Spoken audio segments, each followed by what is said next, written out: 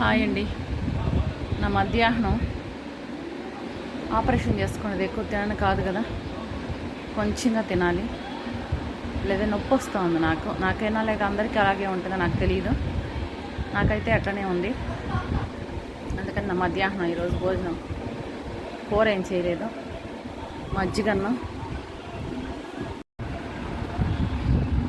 ఈ అన్నం మజ్జిగన్నం బాగా నలిపేసి, చికెన్ నిన్న ఏమి వేయలేదు, దీంట్లో మిరప్పొడి ఉప్పు తప్ప ఏం లేదు, అల్లం వెల్లుల్లి పేస్ట్ ఏమి వేయలేదు, ఎండమిరకాయ గిల్లేసి చేసినాడు. ఇంతేనా మధ్యాహ్నం భోజనం. రాత్రికి మళ్ళీ 3 ఇడ్లీ తినేస్తే అయిపోతుంది. ఈరోజు డాక్టర్ దగ్గరికి పోవాలి మేము. ఇదే అండి నా మధ్యాహ్నం భోజనం. మీరేం భోజనం చేశారో కామెంట్ చేయండి, లైక్ చేయండి.